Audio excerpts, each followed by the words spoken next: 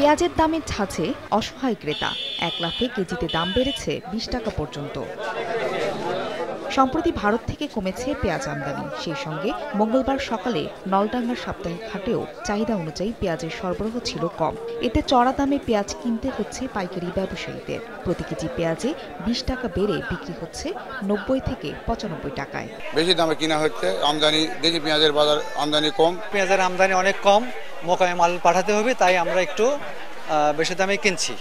পেঁয়াজের দাম বেশি পেতে বাজারে সরবরাহ কমিয়ে মজুত করার কথা অকপটে স্বীকার করেন কৃষকেরা। পেঁয়াজ আছে বাড়িতে ১০-১৫ মণ, আনিসি হবে ২-৩ মণ। পেঁয়াজের দাম আপনার হচ্ছে বাড়বে সামনের দিকে, এই জন্য মানুষ পেঁয়াজ রাখতেছে, এই জন্য আমিও রাখতেছি। আমদানি না করলে পেঁয়াজের দাম কমবে না বলে মনে করছেন আড়তদাররা। ডিসেম্বরের আগে নতুন পেঁয়াজ আসার সম্ভাবনা নাই, তাই বাজারে এখন পেঁয়াজের দাম বাড়তি। এখন জন্ম সনদ দিয়ে খোলো বিকাশ স্টুডেন্ট অ্যাকাউন্ট, নিজের বিকাশ নিজে কর। কৃষি বিভাগের তথ্য মতে চলতি বছর নাটোরে ৪,৫৮৬ হেক্টর জমিতে ৮৯,৫২৯ মেট্রিক টন পেঁয়াজ উৎপাদন হয়েছে। আর শুধুমাত্র নলডাঙ্গা উপজেলাতেই কৃষকদের কাছে মজুত আছে ৪০,০০০ মেট্রিক টন পেঁয়াজ। সময় সংবাদ, নাটোর।